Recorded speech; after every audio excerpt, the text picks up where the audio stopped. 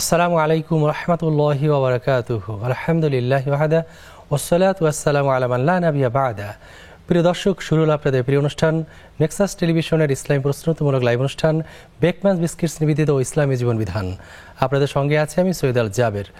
আপনাদের জিজ্ঞাসিত প্রশ্নের উত্তর দেওয়ার জন্য আমাদের সঙ্গে আছেন বিশিষ্ট আলমীদ্বীন শেখ আলী হাসান তৈয়ব, খতিব আন-নূর জামে মসজিদ, টঙ্গী, গাজীপুর, সহ সম্পাদক দৈনিক আমার দেশ।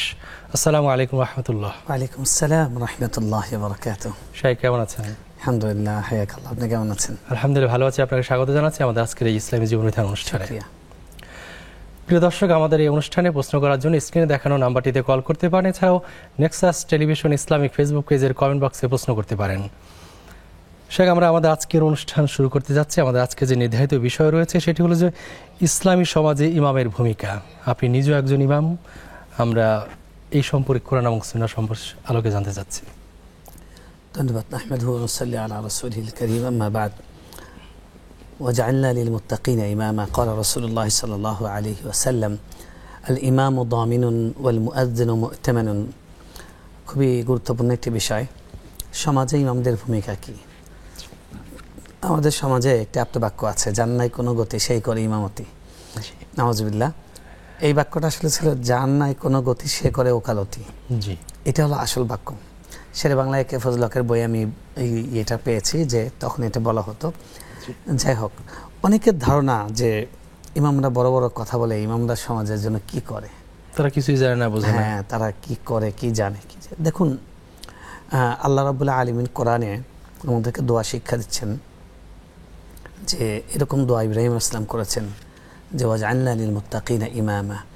আল্লাহ, আপনি আমাদেরকে মুত্তাকিদের ইমাম বানান। এবং রাসূল সাল্লাল্লাহু আলাইহি ওয়াসাল্লাম বলছেন যে ইমাম হলো দামিন, ইমাম হলো গ্যারান্টার। ইমাম শব্দের অর্থ কি? ইমাম মানে হলো নেতা, লিডার। ইমামত মানে হলো নেতৃত্ব দেয়া। জাতিকে যারা নেতৃত্ব দেয় তারা হলো ইমাম। আল্লাহ রাসূল সাল্লাল্লাহু আলাইহি ওয়াসাল্লাম বলছেন যে আরশের নিচে ছায়া পাবে 7 শ্রেণীর মানুষ কিয়ামতের দিন, যেদিন আল্লাহর আরশের নিচে, আল্লাহর আরশের ছায়া ছাড়া কোনো ছায়া থাকবে না। ইয়াউমা লা যিল্লা ইল্লা যিল্লুহু। তো তার মধ্যে 1 নম্বর হলো ইমামুন আদিল, ন্যায়পরায়ণ ইমাম, নেতা। এবং আল্লাহ রাসূল সাল্লাল্লাহু আলাইহি ওয়াসাল্লাম ইমামদের সম্পর্কে দোয়া করেছেন। তো ইমাম এর ভূমিকা কি? একটা ইমাম, একজন ইমাম মানে তিনি যেই মহল্লার মসজিদের ইমাম, তিনি সেই মহল্লার সবচেয়ে বড় লিডার। আপনি দেখেন, এত বক্তৃতা হয়, রাজনৈতিক বক্তৃতা, ক্লাসের বক্তৃতা, বিভিন্ন লেকচার হয়, কিন্তু ইমামের বক্তৃতা মানুষ 1 ঘন্টা ধরে প্রায় প্রত্যেক জুমাবার শুনে। এবং আমাদের সমাজের মধ্যে যে এখনও যতটুকু মানে সততা, ন্যায়পরায়ণতা, মরালিটি, ভদ্রতায় এটা আছে, এটার পেছনে ইমামদের অনেক বড় ভূমিকা। ইমামরা নামমাত্র মূল্যে এবং খুবই স্বল্প সম্মানী নিয়ে তারা সমাজকে সার্ভ করছেন। আমি অনেক সময় বলে থাকি মুসল্লিদের বোঝাবার জন্য, যে যেখানে মানুষ এখন এই যে অটোরিকশা নেমেছে, অটোরিকশা চালিয়ে মানুষ প্রতিদিন তার খরচ জীবিকা নির্বাহ করার পরেও তাদের কিন্তু মাসে 10,000 টাকা করে থাকে। তারপরে যারা ভালো ভালো ড্রাইভার আছে তাদেরও থাকে মাসে। কিন্তু ইমামদেরকে অনেকে মনে করে যে ইমাম মানুষ, আল্লাহ বিল্লাহ করবে, তার কি দরকার, তার এত বেতন কি দরকার। একজন ইমাম, তিনি কিন্তু ইমামতি ছেড়ে উনি আরও 10টা কাজ আছে তিনি করতে পারেন, তার মধ্যে সে যোগ্যতা আছে, সেই মেধা আছে। কিন্তু ইমামতি এই জন্য করেন যে ইমাম হলেন এমন মর্যাদায় ভূষিত, রাসূল সাল্লাল্লাহু আলাইহি ওয়াসাল্লাম যাদের জন্য দোয়া করেছেন। ইমাম হলো একটা রেল, একটা পুরো ট্রেন যেখানে অনেকগুলো বগি আছে, ওই বগির সামনের সেই বগিটা যেখানে ইঞ্জিন আছে, ইঞ্জিন যেদিকে যায় পুরা বগিগুলো সেদিকেই যায়, পুরা ট্রেনটা ওদিকে যায়। একজন ইমাম, তিনি যখন রুকুতে যান মুসল্লি রুকুতে যায়, তিনি যখন সিজদায় যান মুসল্লি সিজদায় যায়। এটা একদম আমাদেরকে প্র্যাকটিক্যাল রাসূল সাল্লাল্লাহু আলাইহি ওয়াসাল্লাম আমাদেরকে শিখিয়েছেন যে ইমামকে আমরা কীভাবে নামছি। ইমাম হলেন নেতা, তিনি সবার সামনে থাকেন, তিনি সবার উপরে থাকেন, তিনি উপরে দাঁড়িয়ে বক্তৃতা দেন, তিনি উপরে মিম্বারে বসে, মিম্বারটাই বানানোর উদ্দেশ্য ছিল উঁচুতে নেওয়া। এবং ইমামের আগে যদি মুসল্লি চলে যায় তাহলে নামাজ হবে না। তাহলে কেন ইমামকে সামনে রাখতে হয়? ইমামরা এই সমাজে, আমাদের সামাজিক বিভিন্ন বিশৃঙ্খলা আছে, দাম্পত্য কলহ, পারিবারিক কলহ, তারপরে সামাজিক নানান রকমের দ্বন্দ্ব আছে। ইমামরা, মহল্লার ইমামরা সেখানে গিয়ে যখন মানুষকে বুঝিয়ে নসিহত করেন, তাদের জন্য দোয়া করে দেন, তার মাধ্যমে কিন্তু সেখানে শান্তি ফিরে আসে। ইমামরা মুসল্লিদেরকে সততার প্রতি উদ্বুদ্ধ করেন। এজন্য এখন সরকার, সিটি কর্পোরেশন, তারপরে বিভাগীয় অফিস থেকে, বিভিন্ন জায়গা থেকে চিঠি আসে ইমামদের কাছে যে এটা একটু মুসল্লিদের উদ্দেশ্যে বলে দিবেন। সরকার টিকা দিচ্ছে, সরকার ভোটার তালিকা হালনাগাদ করছে, এগুলো বলার জন্য রিকোয়েস্ট করে ইমামদের কাছে চিঠি পাঠান, কারণ সহজে প্রচার করা যায়, এবং ইমামদের কথা মানুষ শোনে। মানুষ কিন্তু এলাকার লোকদেরকে, যারা রাজনৈতিক লিডার আছে বিভিন্ন দলের, তাদেরকে মানুষ ভোট দেয় ভোটের রাজনীতির মাঠের একটা অবস্থার কারণে, কিন্তু মানুষের সত্যিকার নেতা মানুষ ইমামকেই মনে করে। 10 জন নির্বাচনের প্রার্থী, তিনি যেই কথা বললে যতটা বিশ্বাস করবেন, একজন ইমাম বললে মানুষ তারটাই বেশি বিশ্বাস করে। তো ইমামরা নিজের খেয়ে বনের মোষ তাড়াচ্ছেন। ইমামরা দেখেন, তারা নামাজ পড়ে চুপচাপ করে চলে যান না, তারা নামাজ পড়ে অন্যদেরকে নামাজের দিকে ডাকেন, সততার দিকে ডাকেন। সন্তান অসুস্থ হয়েছে, তাদের জন্য দোয়া পড়ে ফু দিয়ে দিচ্ছেন, তাদেরকে আমল শিখিয়ে দিচ্ছেন।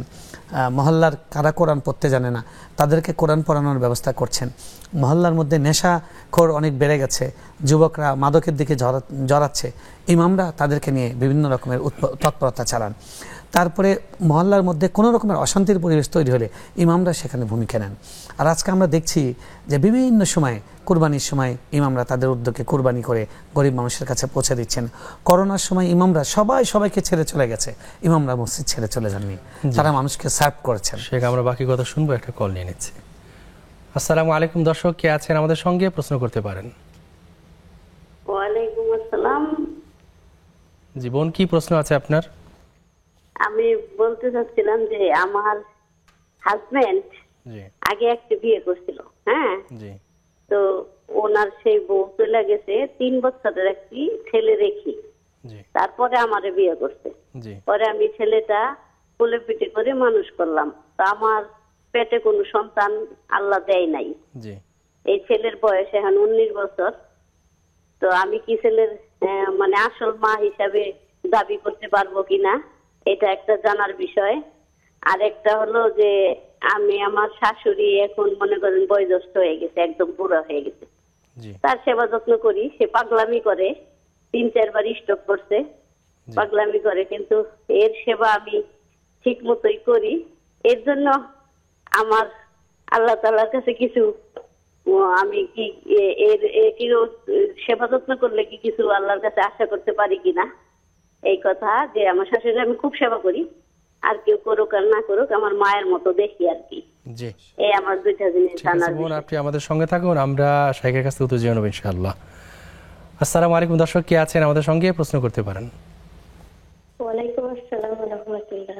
জি, কি প্রশ্ন? হ্যালো জীবন, কি প্রশ্ন আছে আপনার, করতে পারেন। জি, আমার একটা অনেক গুরুত্বপূর্ণ কোশ্চেন হুজুর। জি, যে মানে একজন তার কোনো এক আত্মীয়ের একটা জিনিস মানে অনেক বছর আগে তাকে না বলে নিয়েছিল, তো এখন সে অনেক অনুতপ্ত, সেই মানে জিনিসটা তো তার কাছে নাই, সে নিয়ে আবার বিক্রি করে ফেলছে। তো এখন সে সেই হকটা আদায় করতে চায়, কিন্তু এখন তো মানে তাকে বলা বা মাফ চাওয়া তো সম্ভব না। তা আমার কোশ্চেন হচ্ছে যে তাকে না বলে কি কোনোভাবে সেই জিনিসটা তাকে বা সেই জিনিসের সমপরিমাণ কিছু ফেরত দেওয়া যাবে? আর আরেকটা কোশ্চেন হচ্ছে যে টাকায় সে বিক্রি করেছিল সেই টাকার অনুযায়ী দিবে না এখনকার টাকা অনুযায়ী দিবে? আচ্ছা, ঠিক আছে বোন, আপনি আমাদের সঙ্গে থাকুন, আমরা শাইখের কাছে উত্তর জেনে নেব ইনশাআল্লাহ। শেখ, আপনি আমাদের ইমামের ভূমিকা নিয়ে কথা বলছিলেন, যে করোনার সময় ইমামরা সহযোগিতা করেছেন, সবাই ছেড়ে চলে গেছে, তারা ছেড়ে যায়নি, এটা বাস্তব। এবং ধরেন একটা এলাকায় মানুষের ড্রেনেজ ব্যবস্থার সমস্যা, একটা এলাকায় সামাজিক যত সমস্যা হয় মহল্লার, এগুলোর ক্ষেত্রে ইমামরা অনেক ভূমিকা রাখেন। ইমামরা ধরেন রাজনৈতিক যে সংঘাতগুলো থাকে, সন্ত্রাস থাকে, যে এলাকায় সন্ত্রাসীরা উৎপাত করে, সেখানে কিন্তু রাজনৈতিক লিডাররা পর্যন্ত ইন্টারফেয়ার করতে ভয় পায়। কিন্তু ইমামরা জীবনের মায়া না করে, যে তারা হলো নবীদের মতো। নবীরা হলেন ইমামরা কারা? ইমামরা হলেন নবীদের ওয়ারিশ। আর নবীরা ছিলেন হলেন এমন যে তারা উম্মতের অভিভাবক, উম্মতের রুহানি পিতা। উম্মতের জন্য তার আল্লাহ রাসূল সাল্লাল্লাহু আলাইহি ওয়াসাল্লাম বলেছেন যে আমি যেরকম পতঙ্গ পাল এরকম আগুনের উপরে ঝাঁপ দেয়, আর আমি তোমরা হলো সেরকম, আমি তোমাদেরকে ওই আগুন থেকে বাঁচাবার চেষ্টা করছি, তোমরা দৌড়ে গিয়ে ওই পতঙ্গ পালের মতো আলোর মধ্যে ঝাঁপ দিচ্ছ, গিয়ে মারা যাচ্ছ, মনে করছো ওখানে গেলে আলোর কাছে গেলে মুক্তি। তো নবীদের ওয়ারিসরা, আলেমরা, ইমামরা, তারা কিন্তু উম্মতকে জাহান্নামের আগুন থেকে বাঁচাবার চেষ্টা করে, তাদের সবচেয়ে বড় ভূমিকা এটা। আজকে ইমামরা আপনার বিয়ে হওয়া লাগবে তখন ইমামকে লাগছে, বাচ্চা হয়েছে তখন বাচ্চা আজান দেওয়া বা বাচ্চার জন্য দোয়া করা, বাচ্চার ভয় পাচ্ছে তাকে ফু দিয়ে দেওয়া, ইমামকে পাচ্ছে। তার জন্মের পরে, তারপরে জীবনের সবচেয়ে বড় ইভেন্ট হলো বিবাহ, সেখানে তারপরে মৃত্যু হয়েছে, জানাজার নামাজ পড়ানো, তারপরে অন্যান্য আরও ব্যাপার যেগুলো আছে, কবরস্থ করা, সবগুলোর ক্ষেত্রে কিন্তু ইমামদের সেবা এই সমাজটা পাচ্ছে। এগুলো ইমামদের জন্য কিন্তু অবধারিত না, কিন্তু ইমামরা সামাজিক কর্মকাণ্ডে তার অংশগ্রহণ করছেন এবং সেটা শুধুমাত্র মানুষকে ভালোবাসে এই দায় থেকে। আমি মনে করি যে রাষ্ট্র কিন্তু কত রকমের ভাতা দেয়, মুক্তিযুদ্ধ ভাতা দেয়, তারপরে আপনার বয়স্ক ভাতা দেয়, নানান রকমের ভাতা আছে, তারপরে ওই যে প্রতিবন্ধী ভাতা দেয়, অনেক রকমের ভাতা আছে। রাষ্ট্রের উচিত ছিল ইমামদেরকে ভাতা দেওয়া, কারণ ইমামরা এই সমাজের মধ্যে ভারসাম্য এবং স্থিতিশীলতা তৈরির জন্য এমন ভূমিকা রাখছেন যেটা অন্য কারো মাধ্যম দিয়ে হচ্ছে না। শিক্ষকরা নিজেরাই তারা অনেক ক্ষেত্রে তারা ভায়োলেন্স করেন, তারা নৈতিকতা থেকে দূরে সরে গিয়েছেন।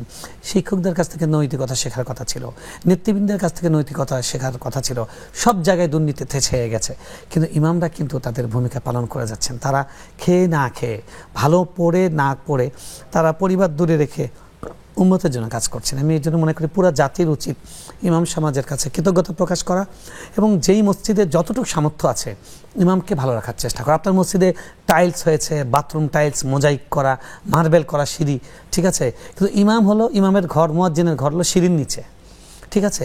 তারপর ইমামের রুমে একটা মান্দাতা আমলের একটা টেবিল, একটা দেয়াল ফ্যান দিয়ে রেখেছে, এরকম অনেক আছে। এই সমস্ত মসজিদ যেগুলো আছে, এই মসজিদ পরিচালনা যারা করেন তারা আল্লাহর কাছে জবাবদিহি করতে পারবেন না।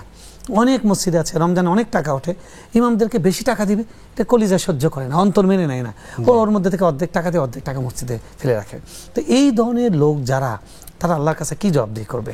এবং এই সমস্ত ছোট মনের মানুষদের জন্য অনেক সম্ভ্রান্ত, অনেক শিক্ষিত, উচ্চ শিক্ষিত সমাজকে আরও ভালো করে নেতৃত্ব দিতে পারেন যোগ্যতা সম্পন্ন ইমামরা আসেন না তার ইমামতিতে। কারণ এরকম নালায়েক, নাখান্দা কিছু ইতর এবং ছোট মনের কিছু মানুষ তারা মসজিদকে লিড করে, যারা মসজিদের সাধারণ মুসল্লি হওয়ার যোগ্যতা রাখে না। এই জন্য বলবো যে ইমামদের ভূমিকা যত বেশি সমাজে দৃশ্যমান হবে, যত বেশি ইফেক্টিভ হবে, মজবুত হবে, এই সমস্ত তো এগিয়ে যাবে। সেটার জন্য ইমামদেরকে সহযোগিতা করা, ইমামদের পাশে তাকে হেল্প করা, হ্যাঁ, ইমামদের প্রত্যেকটা কর্মসূচি বাস্তবায়নের জন্য যারা মসজিদের নিয়মিত মুসল্লি আছেন, কমিটি আছেন, তাদের এগিয়ে আসা উচিত। এবং আমি বলবো যে সরকারেরও এই ক্ষেত্রে ভূমিকা রাখা উচিত। ইমামদের সম্মান রক্ষায় সরকারের নীতিমালা করে দেওয়া উচিত। একটা গেজেট ছিল গত সরকারের আমলে, সেই গেজেটটা বর্তমান যে সরকার, আমাদের ধর্ম উপদেষ্টা ডক্টর আফরোজ খালিদ হোসেন হাফিজাউল্লাহ, তিনি উদ্যোগ নিয়েছেন, একটা মিটিং ছিল, আমিও সেই মিটিংয়ে ছিলাম, সেটাকে আপডেট করে চেষ্টা করছেন তারা এই সরকার যাওয়ার আগে এটা একটা আইনি ভিত্তি দিয়ে যেতে।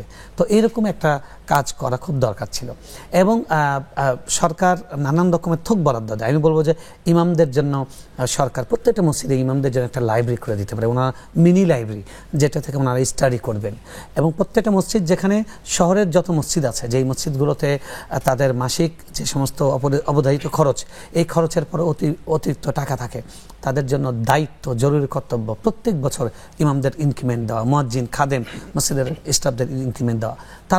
তারা যেন ছুটি ঠিক মতো পান, মাসের পর মাস যাচ্ছে বাড়ি যেতে পারছে না, এবং তাদেরকে ফ্যাসিলিটি বাড়ানো। তাদের রুমে এসি লাগিয়ে দেন, আপনার সব জায়গায় এসি আছে, 4 তলা পর্যন্ত এসি, ইমামের রুমে এসি লাগিয়ে দেন।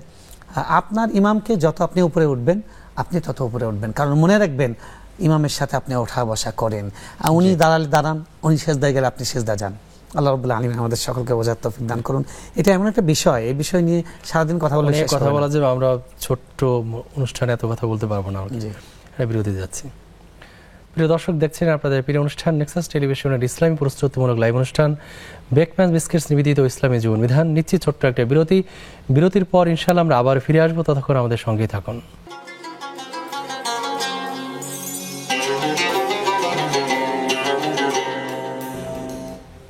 আসসালামু আলাইকুম প্রিয় দর্শক, বিরতির পর আমরা আবার ফিরে এসেছি আপনাদের প্রিয় অনুষ্ঠান বেকম্যান বিস্কিটস নিবেদিত ইসলামী জীবন বিধানে।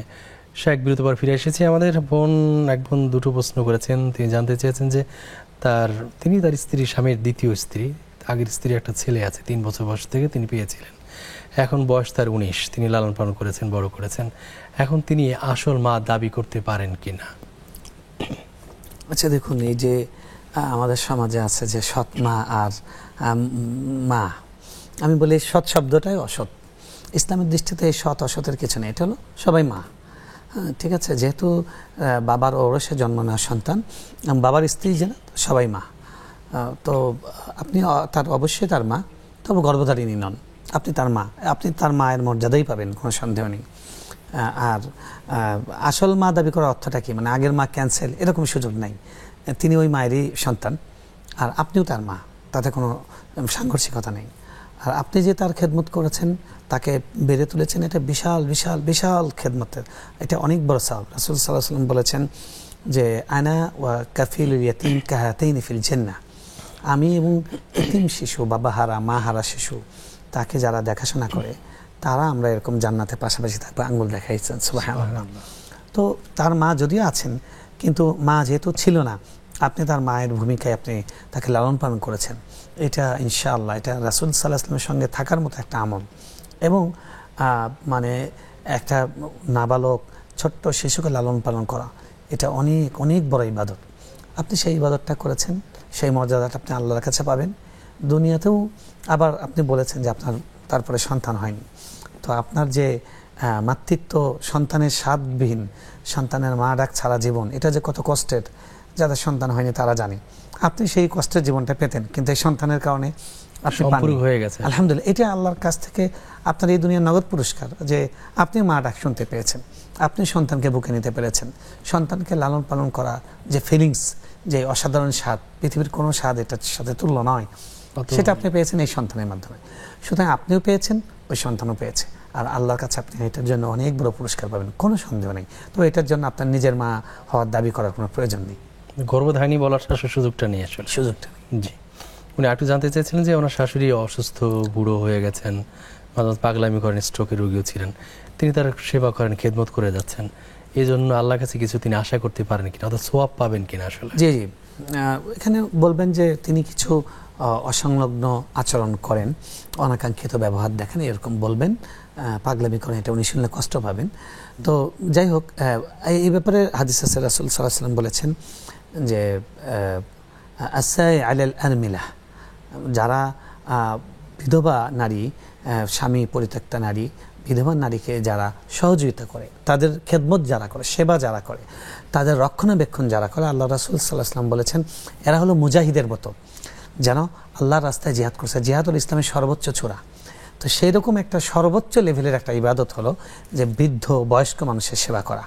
তো আপনি আপনার শাশুড়ির সেবা করেছেন, একদিকে আপনি সন্তানকে লালন পালন করার যেরকম আল্লাহ নবীর সাথে জান্নাতে যাওয়ার মতো একটা বড় আমল করেছেন, এবং শাশুড়ির সেবা করেছেন একটা বৃদ্ধা নারীর, এটাও একটা অনেক বড় ইবাদত করতে পেরেছেন। আপনার উচিত সবসময় এটা বারবারই কথা মনে না করে যে আমি করেছি, আমাকে না, আপনি বলেন সবসময় আল্লাহর কাছে কৃতজ্ঞ চিত্ত হবেন, বিনয়ী হবেন যে আল্লাহ আমাকে এত বড় সৌভাগ্য দিয়েছেন, আমার মতো গুনাহগারকে আল্লাহ তৌফিক দিয়েছেন যে একটা সন্তানকে লালন পালন করা, আবার একজন বৃদ্ধ মানুষকে দেখাশোনা করার তৌফিক আল্লাহ সুযোগ আমাকে দিয়েছেন।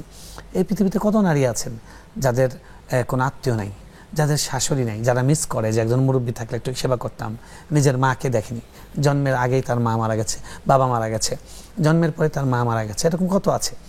তো এইরকম যারা আছেন তাদের কথা মনে করে আপনি মনে করেন যে আপনি একজনকে মা ডাকতে পেরেছেন, আপনি তাকে সেবা করতে পেরেছেন, এটা আল্লাহর কাছে অনেক অনেক সওয়াব পাবেন, মানে যেটা অ্যামাউন্ট হিসাব করার মতো না, এটা অনেক বড় নেকির কাজ। আল্লাহর কাছে এটার জন্য অনেক বড় জাযা এবং প্রতিদান পাবেন। তবে আবারও বলছি, আপনি এটাকে ফোকাস কম করবেন, মানুষের কাছে কম বলবেন, সবসময় আল্লাহর কাছে বলবেন যে আল্লাহ তোমাকে খুশি করার জন্য করেছি, তোমার কাছে এটার জাযা চাই, আর কারো কোনো কাছে এটার প্রতিদান, ধন্যবাদ, এটার জন্য প্রশংসা আমি কোনোটা চাই না, আল্লাহর কাছে চাইতে হবে, নিয়ত ঠিক রাখতে হবে। জি হ্যাঁ, একবার প্রশ্ন করেছেন যে কেউ একজন তার একটা জিনিস নিয়ে গেছে, না বলে নিয়ে গেছে, এবং সেটা নিয়ে গিয়ে তিনি বিক্রি করে দিয়েছেন অনেকদিন আগের, হ্যাঁ, সেটা ফেরত দেওয়ার সুযোগ নেই, কিন্তু তিনি এটা হকটা আদায় করে দিতে চান। এবং সেই হকটা কি বর্তমান যে অর্থের মূল্য, সেই মূল্য দেবেন নাকি পূর্বের মূল্য দেবেন?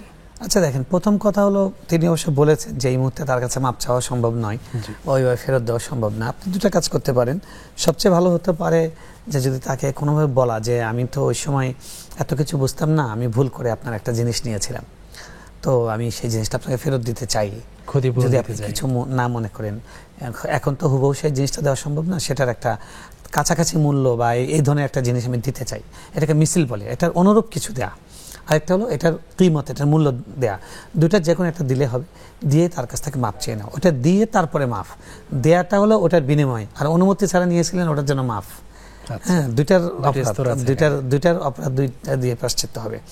আর যদি বাস্তবে এরকম হয় যে এখন যদি আপনি সেটা করতে যান, বরং আরও সম্পর্ক নষ্ট হয়ে যাবে এবং আপনার ইমেজের জন্য এমন একটা সংকট তৈরি করবে যেটা হয়তো আপনার জন্য হিতে বিপরীত হবে। এরকম যদি হয়, আপনি যেটা করতে পারেন, আপনি তাকে কোনো জিনিস, ওই মাপের একটা জিনিস তাকে বলতে পারেন যে আমি এটা আপনাকে গিফট করলাম, আমি আপনাকে গিফট করলাম। তো সেটা এটাও যদি সম্ভব না হয়, তাহলে আপনি তার ওই মাপের একটা জিনিস আপনি দান করে দেন। আল্লাহর কাছে বলেন যে আল্লাহ, এটা আমি তার পক্ষ থেকে সাদাকা করলাম। আর আল্লাহর কাছে বারবার ক্ষমা চাওয়া যে আল্লাহ, আমি ওই ভাইয়ের জিনিস অনুমতি ছাড়া নিয়েছি, তুমি আমাকে ক্ষমা করে দাও। তার কাছেও টেকনিক্যালি বলা যে ভাই, কখনো যদি আপনার কোনো আচরণে কষ্ট দিয়ে থাকি, আপনার কোনো হক যদি আমার মাধ্যমে লঙ্ঘন হয়ে থাকে, একটু ক্ষমা করে দিবেন। মৃত্যুর কথা মনে পড়ে, মারা গেলে এগুলো হিসাব কেমনে দিব, অনেক কিছু মনে পড়ে। অর্থাৎ টেকনিক করে তার কাছ থেকে মাপ নেওয়ার চেষ্টা করা। জি, চমৎকার পরামর্শ পেয়েছি আমরা। আমাদের এক ভাই জানতে চেয়েছিলেন যে উনি তার গরুটা অসুস্থ হয়ে পড়েছিল, তখন তিনি নিয়ত করেছিলেন, মানাত করেছিলেন যে গরু যদি সুস্থ হয়ে যায় তাহলে তিনি এটা দিয়ে তার ছেলে এবং মেয়ের পক্ষ থেকে আকিকা দেবেন। এখন তার কি করণীয়? এটা হয়েছে কি, মানে আল্লাহর সাথে একটু চালাকি হয়ে গেছে। আপনার আকিকা দিবেন, সন্তান হয়েছে তাদের জন্য আকিকা দিবেন, সন্তান পাওয়ার শুকরিয়া হিসেবে আকিকা। আপনার জিনিস অসুস্থ বা আপনার একটা নিয়ামত, আপনার একটা সম্পদ ধ্বংস হচ্ছে, ওটা থেকে আল্লাহর কাছে বাঁচার জন্য যদি আপনি কোনো নিয়ত করেন, সেটা হলো মান্নত করা ওয়াজিব, আকিকা ওয়াজিব না। তো আপনার যেটা করণীয় হবে, আপনি যে নিয়ত করেছেন সেই নিয়তটা, মানে আপনি ওয়াজিবটা আদায় করবেন, যেটা সুস্থ হয়ে গেছে এটা আমি আল্লাহকে দিব, বাস আপনি আল্লাহকে দিয়ে দিবেন। আর আকিকা করেননি, কোনো সমস্যা নেই, আকিকা করার তো দরকার নেই, না করলে সওয়াব পাবেন না, কিন্তু করলে সওয়াব পাবেন, না করলে তো গুনাহ হবে না। আপনার এটা মান্নত হয়েছে, এই মান্নতটা আপনি আদায় করবেন। যেহেতু সে আকিকার মানত করেছে, তো এই মাংস তো তিনি খেতে পারবেন না, যেহেতু মান্নত হয়ে গেছে এখানে। জি, মান্নতের পার্থক্য এই জায়গায় হবে যে এই গোস্তটা ভোগ করার দিক থেকে আকিকার হলে তো আপনি খেতে পারতেন, কিন্তু এটা যেহেতু মান্নত হয়ে গেছে, এখন আপনি খেতে পারবেন না, এবং যারা সাদকা খেতে পারে এরকম ব্যক্তিদেরকে দিতে হবে। জি, আসসালামু আলাইকুম। দর্শক কে আছেন আমাদের সঙ্গে, প্রশ্ন করতে পারেন। ওয়ালাইকুম আসসালাম। জীবন, কি প্রশ্ন আছে আপনার? জি আলহামদুলিল্লাহ, আমরা ভালো আছি, আপনি কেমন আছেন? কি প্রশ্ন আছে? আলহামদুলিল্লাহ ভালো আছি ভাই। আমি একটা মধ্যে, মানে বাসার মধ্যে টুকিটাকি একটা ছোট কাপড়ের ব্যবসা করি। এখন এটা মনে করেন প্রথম গ্রামে তো একটু বাকি যায়। এখন অনেকে বলে যে সাইজ করতে হবে, নাইলে মানে এটা কি কুসংস্কার না সত্যি, এটা একটু শুনতে চাই। কি করতে হবে? আচ্ছা, বনি করতে, বুঝতে পেরেছি। ঠিক আছে বোন, আপনি আমাদের সঙ্গে থাকুন, আমরা শাইখের কাছে উত্তর জেনে নিচ্ছি। এটা আমাদের সমাজে একটা ব্যাপার কিন্তু আছে এরকম কুসংস্কার, সেটা যে প্রথম কাস্টমার আসলে তাকে বাকি দিতে চায় না, কিছু হলে দিতে হবে। এটা কি আসলে ঠিক কি না? এটা কুসংস্কার, এটা একটা বিজাতীয় কালচার। আপনি আপনার জিনিসে বরকত হওয়ার জন্য আপনি আল্লাহর হুকুম পালন করবেন। যে ব্যক্তি ফজর নামাজ পড়ে, ফাহুয়া ফি জিম্মাতিল্লাহ, আপনি ফজর নামাজ পড়ে দিন শুরু করবেন। এরপরে বিসমিল্লাহ বলে আপনি দোকান খুলবেন। দোকানে আপনি মানে খুলে আপনি দোকানটা সৎভাবে আপনি মানে দোকানদারি করবেন, অর্থাৎ সত্য কথা বলবেন। এভাবে আপনি ব্যবসা করবেন, সেই ব্যবসায় বরকত হবে। কিন্তু আজকে আপনার সকালে যদি কারো উপকার করে ফেলেন, কারো বাকি দেন, তাহলে সারাদিন বাকি যাবে, এগুলো চিন্তা, এগুলো কুসংস্কার। এই ধরনের চিন্তা করার কোনো সুযোগ নেই। এই ধরনের চিন্তাগুলোর মধ্যে শিরকের মিশ্রণ থাকে। এই ধরনের চিন্তা থেকে বেরিয়ে আসা উচিত। জি, আসসালামু আলাইকুম। দর্শক কে আছেন আমাদের সঙ্গে, প্রশ্ন করতে পারেন।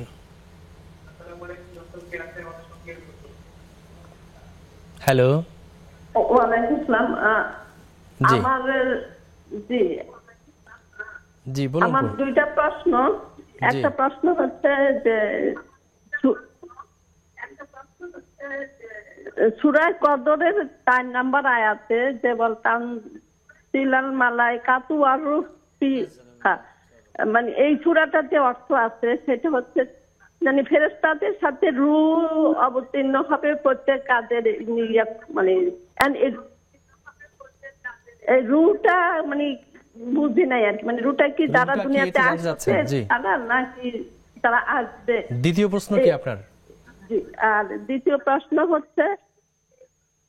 প্রশ্ন হচ্ছে যে মানে নামাজ পড়ার সময় যে অনেক সময় তো যে সূরা পড়ার সময় একটু জোরে হয়ে যায় আর কি, তো মানে অনেক সময় একটু জোরে শব্দ হয়ে যায়, এইটা কি মানে গুনাহ হবে? মানে পড়াটা কি ঠিক না এটা জানতে চাই আর কি। জি জি বোন, বুঝতে পেরেছি। আপনি সঙ্গে থাকুন আমাদের, আমরা শাইখ কাছ থেকে উত্তর জেনে নিচ্ছি এখনই। সূরা কদর 4 নম্বর আয়াতে যে রূহ বলা হয় এটা কি? জি, তানাজ্জালুল মালায়েকাতু ওয়ার রূহু ফিহা বিইذن রাব্বিহিম মিন কুল্লি আমর।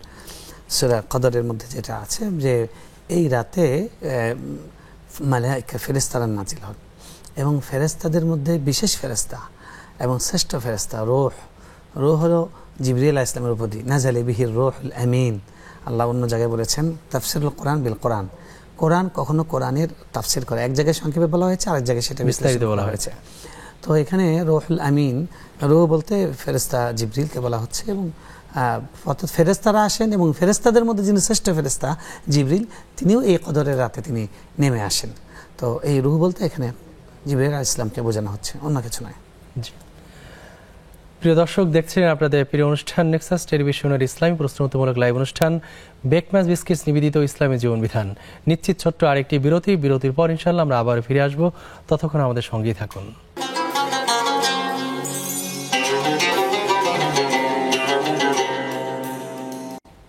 আসসালামু আলাইকুম প্রিয় দর্শক, বিরতির পর আমরা আবার ফিরে এসেছি আপনাদের প্রিয় অনুষ্ঠান নেক্সাস টেলিভিশনের ইসলামী প্রশ্নোত্তরমূলক লাইভ অনুষ্ঠান বেকম্যাচ বিস্কিটস নিবেদিত ইসলামী জীবন বিধানে। সে এক বিরতির পর ফিরে এসেছে। আমাদের একজন জানতে চেয়েছেন যে উনি নামাজে সূরা পড়েন, মহিলা মানুষ, তো এটা সূরা কখনো জোরে হয়ে যায়, এতে কি তার গুনাহ হয়? দেখুন, মহিলাদের কণ্ঠ এটা হলো আওরা, এটাও অর্থাৎ পর্দা আছে, কণ্ঠের পর্দা আছে, তাই মহিলাদের এই কারণে আজান শরীয়তে দেওয়া হয় না, আজান এলাও না। মহিলারা ইমামতি করবে না কেন? কারণ ইমামকে জোরে পড়তে হয়, লাউডলি পড়তে হয়। এই কারণে মহিলাকে মুয়াজ্জিন, আজান দেওয়া, ইকামত দেওয়া এই ধরনের কোনো দায়িত্ব দেওয়া হয়, ঘোষণামূলক কোনো দায়িত্ব শরীয়ত অর্পণ করেনি। শরীয়ত চায় যে নারীর কণ্ঠের যে আকর্ষণ, এই জালে পুরুষ মানে বাধা না পড়ুক। এই কারণে কিন্তু আমরা দেখছি যে অনেকেই বাধা পড়ছেন, তো সেজন্য নারীরা আস্তে পড়বে। আপনি যদি কখনো জোরে হয়ে যায়, এরকম জোরে যে পরপুরুষের কান পর্যন্ত যাবে, তাহলে গুনাহ হবে।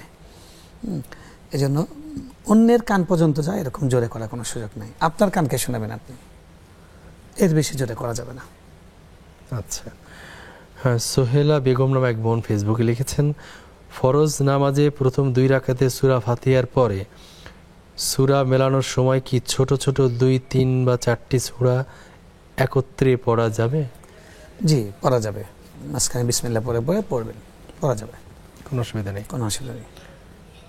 সেখানে আমাদের জগন্নাথ বিশ্ববিদ্যালয়ের একটা ছেলেকে হত্যা করা হয়েছে, যেটা আমরা নিউজ থেকে যেটা জানতে পারলাম, জুবায়ের হত্যাকাণ্ড। জি, জুবায়েদ হত্যাকাণ্ড। আমি জগন্নাথ বিশ্ববিদ্যালয়ের ছাত্র ছিলাম, যেটা আমরা জানলাম কারণটা হলো যে প্রেমের সম্পর্ক, একটা অবৈধ প্রেম থেকে আরেকটা প্রেমে চলে গেছে।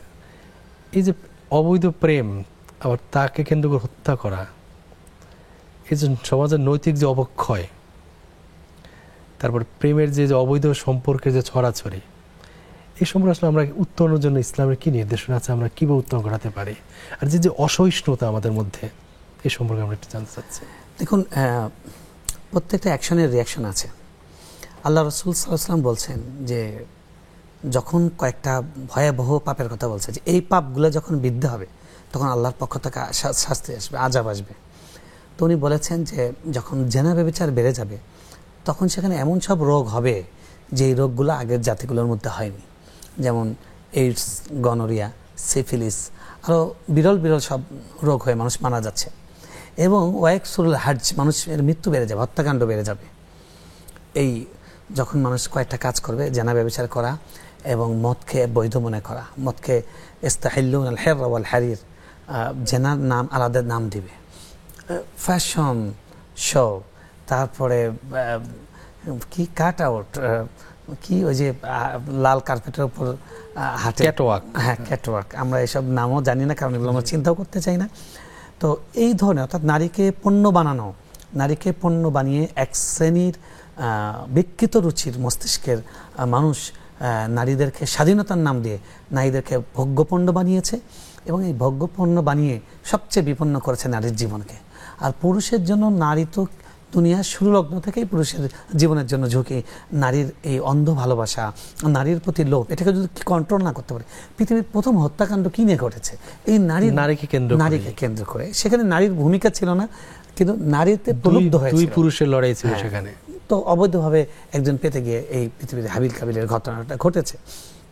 তো সুতরাং আল্লাহ রাসূল সাল্লাল্লাহু আলাইহি ওয়াসাল্লাম বারবার আমাদেরকে বলেছেন যে মা তারাকতু লি উম্মতি আদার, আমি পুরুষদের জন্য নারীর চেয়ে ভয়ঙ্কর কোনো ফিতনা আমি দেখে যাচ্ছি, মানে এর থেকে বড় কোনো ফিতনা আমি দেখছি না। ফিতনা মানে কি? পরীক্ষার বস্তু, চ্যালেঞ্জ। এখনকার ভাষা হলো চ্যালেঞ্জ। মানে একটা নারীর সামনে আপনার দিনদারি, আপনার নৈতিকতা, আপনার পরেশগারি, আল্লাহর যে বিধান, দৃষ্টি অবনত করা, তার দিকে প্রলুব্ধ না হওয়া, তাকে রেসপেক্ট করা। হ্যাঁ, তিনি বেপর্দা হতে পারেন, কিন্তু আপনার পর্দা আপনি রক্ষা করবেন, আপনি চোখ অবনত রাখবেন। তো এখন যেটা হয়েছে, সমাজের চারপাশে যৌনতাকে এমনভাবে উস্কে দেওয়া হচ্ছে। ইসলামে পর্দাকে শুধু ফরজ করা হয়নি, শুধু জেনাকে নিষিদ্ধ করা হয়নি, জেনার কাছে যাওয়াকে নিষিদ্ধ করা হয়েছে। ওয়ালা তাকরাবুজ জিনা। কেন? কারণ হলো যে জেনা বা ব্যভিচারের, ধর্ষণের অনেকগুলো স্টেপ থাকে। ইসলাম প্রথম স্টেপটাই বন্ধ করে দিয়েছে। কণ্ঠ পরপুরুষের, বিনা কারণে নারী একে অপরের কণ্ঠ শুনবে না।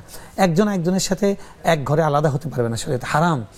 একসাথে পরপুরুষের সাথে সফর করতে পারবে না একাকী, মাহরাম পুরুষ ছাড়া। এবং নারীকে কোনো সময় পরপুরুষের সঙ্গে একা হওয়ার সুযোগ শরীয়ত দেয়নি, লেখাপড়ার জন্য নয়। তো সেখানে বাবা মা ছেড়ে রেখেছে, যুবতী মেয়ে, যুবক ছেলে, প্রাইভেট টিউটর, তিনি পড়াচ্ছেন, তারপর প্রেমের সম্পর্ক হচ্ছে। এই মেয়ে যে সাবজেক্টগুলো পড়ছেন তার কাছে অনেক বহু মেয়ে টিচার পাওয়া যেত। হ্যাঁ, ফিজিক্স কেমিস্ট্রি পড়ার অনেক যোগ্য নারী কিন্তু আছে, অভাব নেই। সেটা যদি সেই নিয়ে মানে বয়স্ক টিচার থাকতে পারে। আজকে যে জুবাইরের যে হত্যাকাণ্ড, জুবাইদের যে হত্যাকাণ্ডটা, সেখানে অলরেডি আজকে সেটা মিডিয়ায় চলে আসছে, পুলিশের কাছে স্বীকারোক্তি যে সেটা ত্রিভুজ প্রেমের বলি। তো সে বেচারা যখন তার প্রাণ এখনো যায়নি, তখন বলছে যে আমাকে বাঁচাও।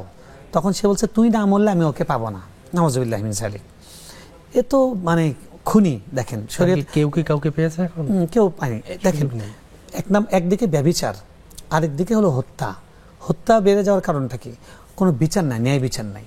আজকে আমরা আসিয়ার হত্যার সময় দেখলাম যে খুব আমাদের উপদেষ্টা বললেন, আইন উপদেষ্টা বললেন যে 3 মাসের মধ্যে আইন সংশোধন করা হয়েছে, যে আগে ছিল 180 দিনে, এখন 90 দিনের মধ্যে এটার বিচার হতে হবে। কই বিচার হলো? মানে বড় বড় খুনের ঘটনা ঘটেছে, ধর্ষণের ঘটনা ঘটেছে, গণধর্ষণের ঘটনা ঘটছে, সেগুলোর বিচার হচ্ছে না।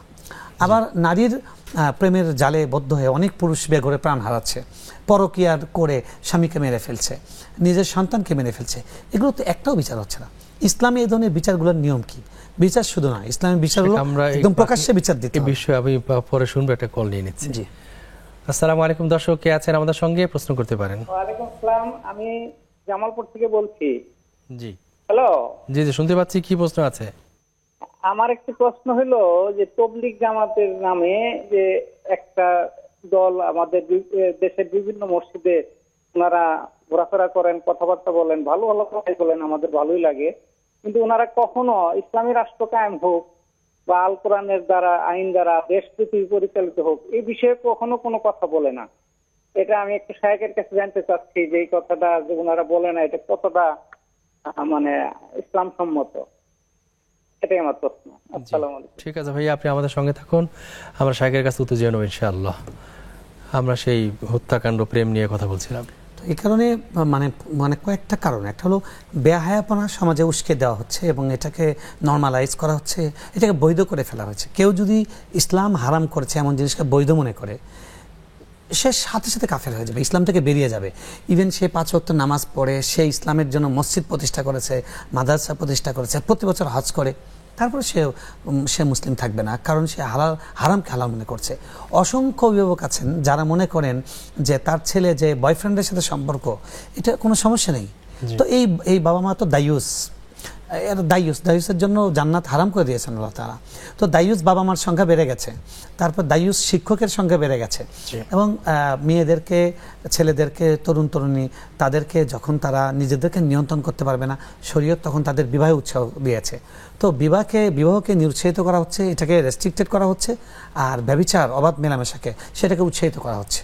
তো সেটার পরিণতি হচ্ছে এই যে হত্যাকাণ্ড, ধর্ষণ এবং নানান রকমের ক্রাইম, নানান রকমের অপরাধ। তো এটা হতেই থাকবে, এগুলো আমাদের হাতের কামাই। তা এগুলো থেকে বাঁচার জন্য কয়েকটা কাজ দরকার।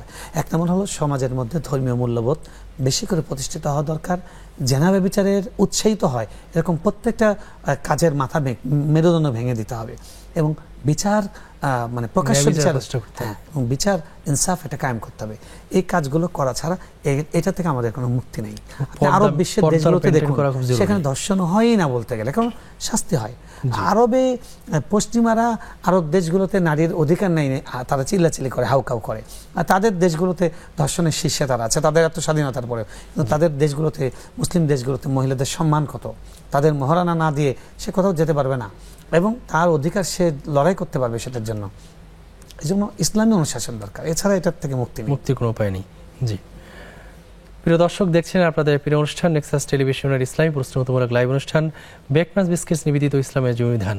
নিচ্ছে ছোট্ট আরেকটি বিরতির পর ইনশাআল্লাহ আমরা আবারও ফিরে আসবো। ততক্ষণ আমাদের সঙ্গেই থাকুন।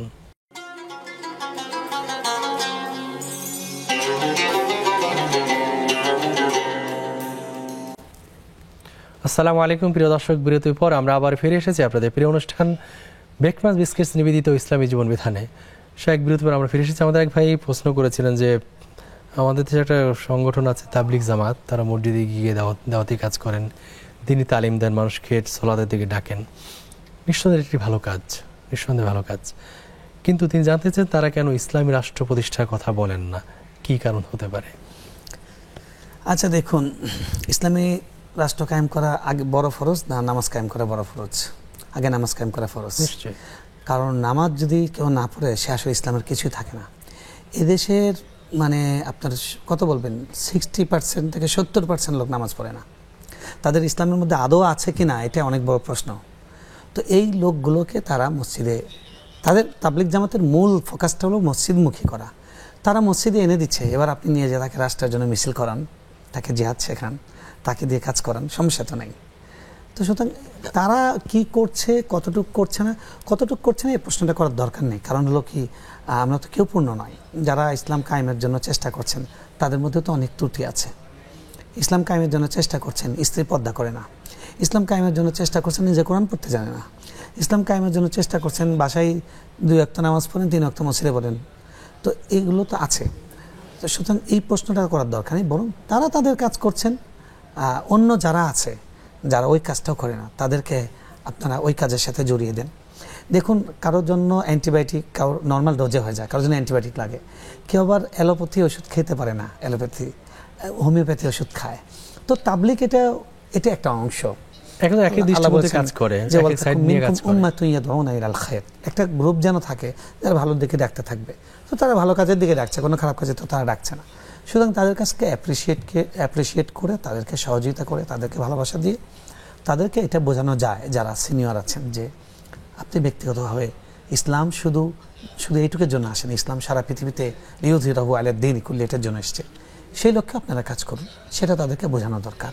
তাদের সঙ্গে মিউচুয়াল করে সেটা বোঝানো দরকার। এটা নিয়ে প্রশ্ন তুলে বা এটার জন্য মন খারাপ করে তাদেরকে হেয় চোখে দেখা, অনেকে এটা করে, এটাও কিন্তু ঠিক নয়। আল্লাহ আমাদেরকে সঠিক বুঝদান করুন। জি, আসসালামু আলাইকুম। দর্শক কে আছেন আমাদের সঙ্গে, প্রশ্ন করতে পারেন। আসসালামু আলাইকুম ওয়া রাহমাতুল্লাহ। ওয়া আলাইকুম আসসালাম ওয়া রাহমাতুল্লাহ। বোন, কি প্রশ্ন আছে? প্রশ্ন করতে পারেন। আমার 3টা প্রশ্ন। আমরা যে ফরজ নামাজ পড়ি, প্রথমে তো 2 রাকাতে সূরা মিলাতে হয়, দ্বিতীয় রাকাতে সূরা মিলালে কি নামাজে ভুল হবে? দ্বিতীয় রাকাতে সূরা মিলালে নামাজে ভুল হবে কি? সেজদা দিতে হবে ফরজ নামাজে? আচ্ছা, তৃতীয় চতুর্থ রাকাতে সূরা মিলালে সাউদি দিতে হবে কিনা? জি। আর যে মেয়েরা রুকু থেকে সরাসরি কি সেজদায় যাবে? রুকু থেকে সরাসরি সেজদা কিনা বসে তারপরে সেজদা দিতে হবে? আচ্ছা, আর কি প্রশ্ন? আর আর সাথে গোসলের পরে মাথায় গামছা জড়িয়ে আমরা নামাজ পড়ি, নামাজের উপর ভুল হবে? আমরা আপনার এই প্রশ্নটি ক্লিয়ার বুঝতে পারিনি, এটি ভলিউমটা কমিয়ে বললে ভালো লাগবে। আমরা যে গোসলের পরে নামাজ পড়ি, মাথায় যে আমাদের গামছা কাপড় জড়ানো থাকে, এতে কি আমাদের নামাজে কোনো উপকার হবে? ঠিক আছে বোন, আপনি আমাদের সঙ্গে থাকুন, আমরা শাইখের কাছে উত্তর জেনেছি। ফরজ নামাজে সূরার যে 4 রাকাত বিশিষ্ট নামাজ আছে, যেগুলো 3 রাকাত বিশিষ্ট, সেখানে যদি তৃতীয় বা চতুর্থ রাকাত সূরা মিলে ফেলে সাহু সিজদা দিতে হবে কিনা? এটা একটা মতবিরোধপূর্ণ মাসআলা। যাই হোক, হানাফি মাযহাবে সাজদা সাহু দিতে হবে, আর অন্যান্য আলেমদের মত হলো সাজদা সাহু দিতে হবে না। জি, রুকু থেকে সরাসরি সিজদা যেতে পারবে কিনা মেয়েরা? আমাদের সাধারণ মহিলাকে রুকু থেকে আগে বসে, রুকু থেকে উঠে বসে তারপর সিজদা যায়, বসে তারপর সিজদা যায়। বসে সিজদা যাবে নাকি সরাসরি সিজদা যাবে? মানে রুকু থেকে না, রুকু থেকে রুকু থেকে উঠে দাঁড়ালো, দাঁড়ানো সিজদা যখন যাবে, সিজদা গিয়ে আগে বসে, সিজদার আগে দাঁড়ানো থেকে বসে তারপর সিজদা যায় আর কি।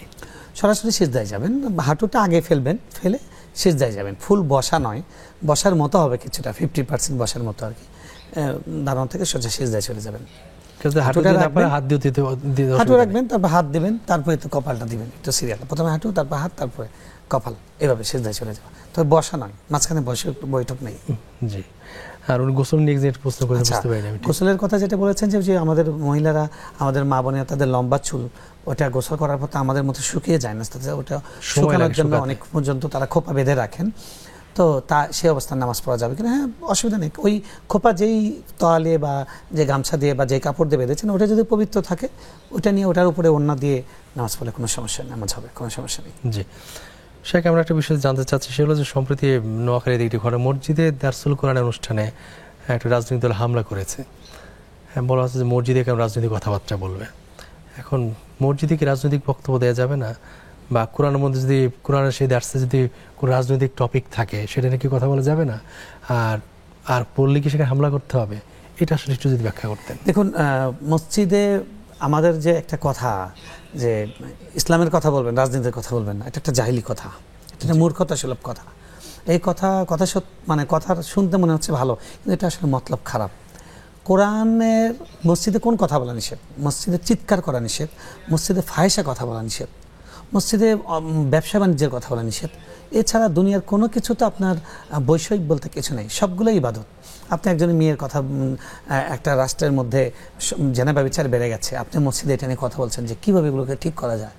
এটা ঠিক করার ইসলাম কি পন্থা দিয়েছে? এটা তো রাজনীতির বিষয়, এখানে বিচারের বিষয় আসবে, এখানে রাজনীতির কথা আসবে, রাষ্ট্রের কথা আসবে। তো এই কথাগুলো মসজিদে বলবে না। যারা এই ধরনের কথা বলে, মাহফিলে এই কথাগুলো বলে যে আপনি কোরআন হাদিস থেকে কথা বলেন, রাজনীতি নিয়ে কোনো কথা বলেন না, যারা এই ধরনের কথা বলে তারা মনে করে কোরআন শুধুমাত্র মানে পুঁথিগত, শুধু ইবাদতের কিতাব। তারা হলো, আল্লাহ কোরআন বলেছেন আফাতুমিনুনা বিবাদিল কিতাব ওয়া তাকফুরুনা বিবাদ, তোমরা কি কিতাবের কিছু মানো না? এরা হলো কাফের। এই ধরনের কথা যারা বিশ্বাস করে যে কোরআনে কিছু মানবো কিছু মানবো না, ঈমান থাকবে না। কোরআনের রাজনীতির কথা আছে, কোরআনের সমাজের কথা আছে, রাষ্ট্রের কথা আছে, বলবেন। হ্যাঁ, মসজিদে যদি কেউ করে যে আমাদের রাজনৈতিক ব্যানার দিয়ে আমাদের লোকদেরই শুধু একটা অনুষ্ঠান, অন্য কোনো লোক আসতে পারবে না, এটা দৃষ্টিকোণ, সেই জায়গায় বাধা দিবেন। তাফসীর মাহফিল, সেখানে বাধা দিবেন কেন? সেটার আয়োজক একটা দল হতে পারে, যে দল আপনার প্রতিপক্ষ, সমস্যা কি তাতে? আপনি গিয়ে বসেন, কোরআন তো আল্লাহর, কোরআন তো তার বাবার না, তার দলের নেতার দেওয়া না। তো নোয়াখালীতে যে ঘটনাটা ঘটেছে, আমি ঘটনাটা পড়ে দেখেছি, এটা খুবই নিন্দনীয়। এটা দেখলাম যে ওই দলটির হাইকমান্ড এটাকে এড়িয়ে যাওয়ার চেষ্টা করছে। স্থানীয় কোন দল বলতে চাচ্ছে, তাদের দুঃখ প্রকাশ করা উচিত ছিল। একটা পত্রিকার সাংবাদিককে ওই একই দিনে তা আহত করেছে ওই দলের লোকেরা, সেটার জন্য মহাসচিব দুঃখ প্রকাশ করেছেন, মসজিদের জন্য দুঃখ প্রকাশ করেননি। তার মানে এই রাষ্ট্রের কাছে এটা বড় কোনো বিষয় নয়। আল্লাহর ঘরে মানুষকে প্রবেশ করতে যারা বাধা দেয়, আল্লাহ বলছেন ওয়ামান আজলাম, তার থেকে বড় জালেম আর কে হতে পারে?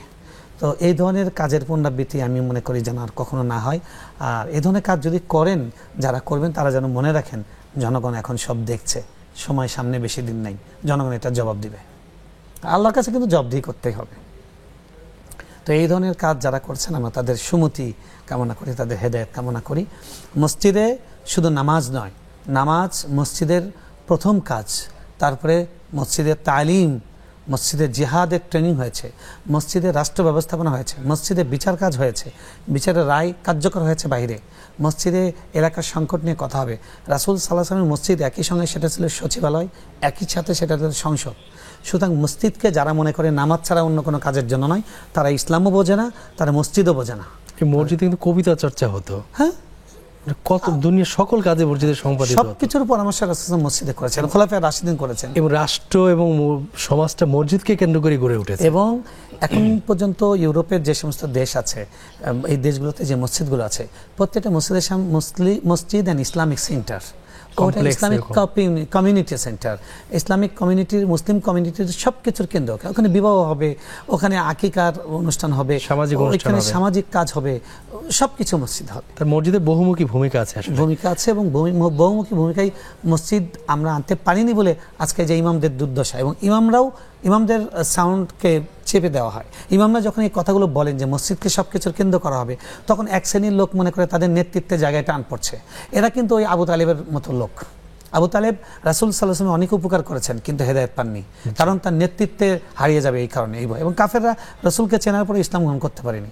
মুসলমান হয়ে কিছু লোক কোরআন পড়ে, জিকির করে, কিন্তু মসজিদে তাদের নেতৃত্ব হারাবে এই ভয়ে তারা আলিমদেরকে সত্য কথা বলতে দেয় না, বাধা সৃষ্টি করে। এরা শেষ পর্যন্ত চলে এসেছি। এটা জালেম, আল্লাহর কাছে আমরা দোয়া করি আল্লাহ বলছিলেন। আমরা সময়ের ওভার কথা বলতে পারছি না, আপনাকে অনেক অনেক কৃতজ্ঞতা জানাই আমাদেরকে সময় দেওয়ার জন্য। জাযাকাল্লাহু খাইরান। প্রিয় দর্শক, দেখছিলেন আপনাদের প্রিয় অনুষ্ঠান নেক্সাস টেলিভিশনের ইসলামী প্রশ্নোত্তরমূলক লাইভ অনুষ্ঠান বেকনাস বিস্কিটস নিবেদিত ইসলামী জীবন বিধান। আমরা আজকের পর্ব এখানে শেষ করছি। আগামী পর্ব দেখবার আমন্ত্রণ জানিয়ে আসসালামু আলাইকুম ওয়া রাহমাতুল্লাহি ওয়া বারাকাতুহু।